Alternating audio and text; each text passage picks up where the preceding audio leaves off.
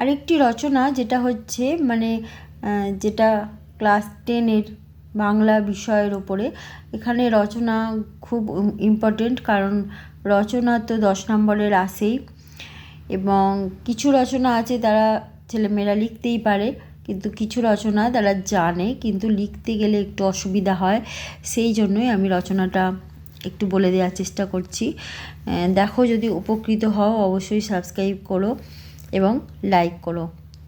আচ্ছা, দেখো, রচনার নাম হচ্ছে সাইবার প্রতারণা ও প্রতিবাদ।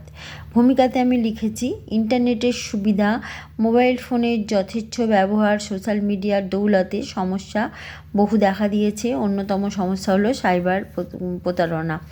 অসতর্কভাবে চললে এই প্রতারণার শিকার হতে হয়, জীবন সংকটময় হয়ে ওঠে, আর্থিক ক্ষতি তো হয়ই। প্রসঙ্গত বলি, এই যে আমার চ্যানেলে যে ভিডিও আসছে, এই চ্যানেলটির নাম পম্পা স্টাডি সেন্টার। আমি পম্পা দাস 8, 9, 10 ইতিহাস ভূগোল বাংলা পড়িয়ে থাকি এবং নোটস দিয়ে থাকি, কনসেপ্ট ক্লিয়ার করে থাকি। আচ্ছা, পরের পয়েন্টে আসি। দেখো, সাইবার প্রতারণা কী? সাইবার প্রতারণা হলো কম্পিউটার বা নেটওয়ার্ক ব্যবহার করে সংগঠিত অপরাধ, আর্থিক ক্ষতি বা অন্য কোনো ডেটা চুরি করা হয় এর মাধ্যমে, যেমন ফিশিং, মালওয়্যার, পরিচয় চুরি। এর প্রতিরোধ করা সম্ভব। ট্রোজান হর্স হলো এই ধরনের একটি সফটওয়্যার যা আসলে সাইবার প্রতারণার সঙ্গে যুক্ত। প্রতিবাদের উপায়: শক্তিশালী পাসওয়ার্ড বানাতে হবে বা ব্যবহার করতে হবে, সফটওয়্যার আপডেট রাখতে হবে, অজানা লিঙ্কে ক্লিক করা চলবে না, 2 ফ্যাক্টর অথেন্টিকেশন ব্যবহার করতে হবে, পাবলিক ওয়াইফাই ব্যবহার করা থেকে বিরত থাকতে হবে, প্রয়োজনে আইনি সাহায্য নেওয়া যেতে পারে। ঠিক আছে।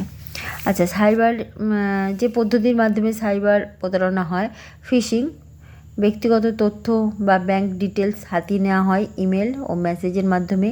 মালওয়্যার, ভাইরাস সিস্টেমে প্রবেশ করিয়ে সফটওয়্যারের ক্ষতি করা হয় এর মাধ্যমে। পরিচয় চুরি, অন্যের পরিচয় চুরি করে আর্থিক ক্ষতি করা হয়। র্যানসামওয়্যার, এটা ডেটা হাতিয়ে নিয়ে টাকা চাওয়া হয় এর মাধ্যমে। সাইবার বুলিং, অনলাইনে হয়রানি করা হয় এর মাধ্যমে। উপসংহার দেখো, যারা খুব উচ্চশিক্ষিত এবং প্রযুক্তি জ্ঞান প্রখর তারাই সাইবার অপরাধের সাথে যুক্ত থাকে। তাই সকলেরই উচিত সতর্ক থাকা, কারণ এই ধরনের অপরাধীকেও পুলিশও কিন্তু এখনও পর্যন্ত ধরতে পারে না। নিজেদের সুরক্ষার কথা নিজেদেরকেই ভাবতে হবে। আজকে এই পর্যন্ত, বাই।